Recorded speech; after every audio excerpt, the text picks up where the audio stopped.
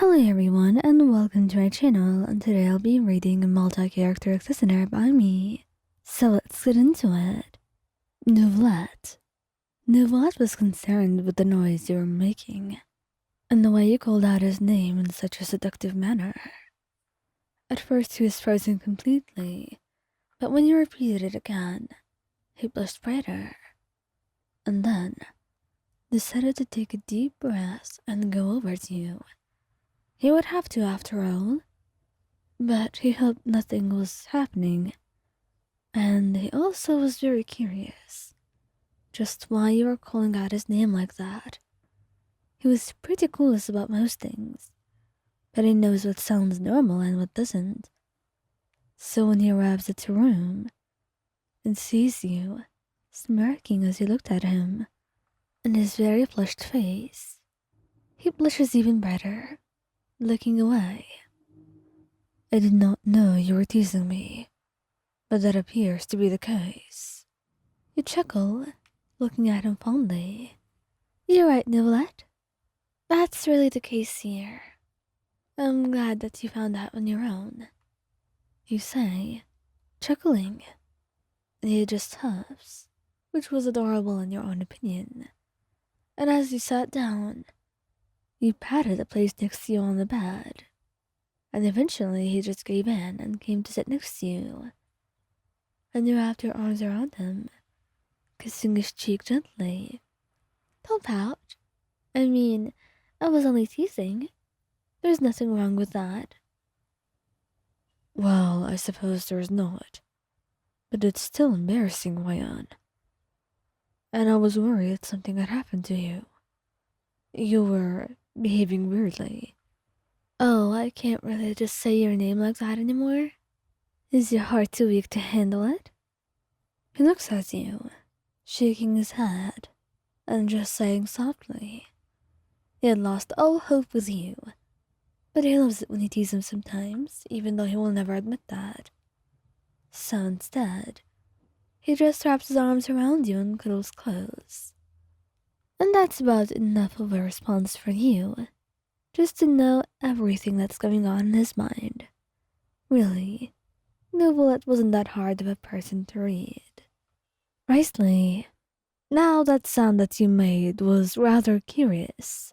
That was the only thing that you could say, without making this necessarily inappropriate. But, truly, what were you thinking, and why did you say his name like that? He would truly never know, and he found it rather weird, the way you were acting. It was amusing and certainly told him that you needed a lot of attention, which he would not mind giving if you had a more, well, dignified way of asking. Either way, he went towards you and looked at you and smirked. So you've been needy, huh? He said, and you blushed brightly, looking at him. Needy? I'm not really sure of that. I mean, if you insist, but it's truly not like that. You could say that I've been wanting you for a while, though. You've been so busy recently. I don't know what to do about it. Maybe if you were to give me some of your time, I wouldn't feel the need to act so ridiculous. Just if you gave me some more time with you. You say, and he smiles softly. I see how it is. I don't mind then. I'm sorry I wasn't paying that much attention to you. I know how much it matters. And sometimes I really just can't get a break from work. Someone's planning something out there, so I had to deal with it. But it's all fine now. Don't you worry. He says, and you smile, kissing him sweetly. I'm glad that's the case, Wriothesley.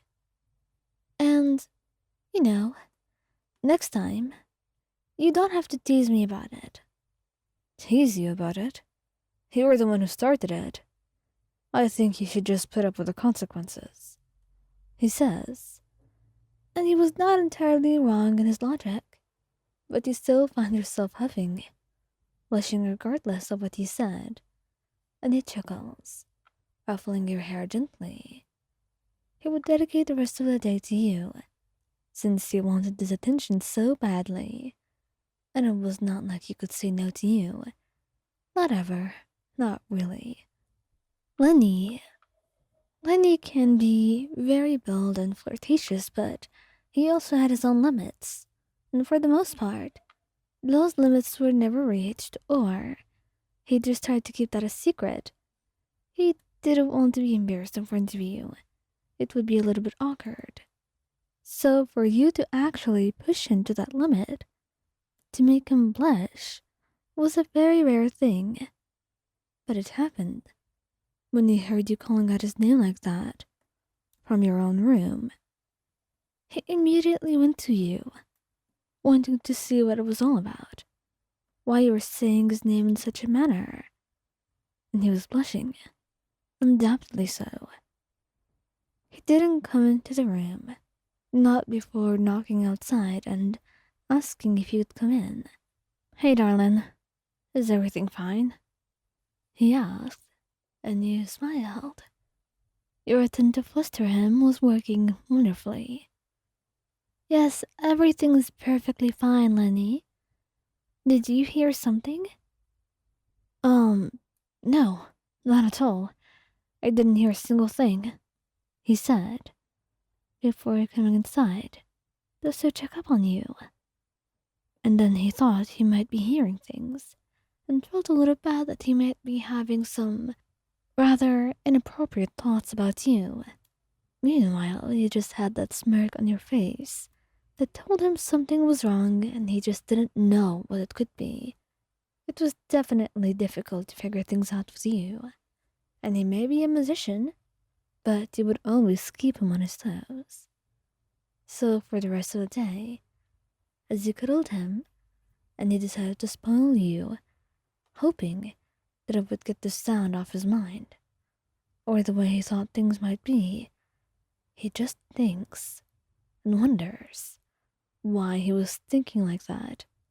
Meanwhile, while he thinks you're totally oblivious, you can clearly see the confusion on his face. And it was adorable. But towards the end of the day, you feel guilty enough to tell him, and he looks at you like you're ridiculous, pouting, which prompts you to give him one more kiss, just to see that pout off.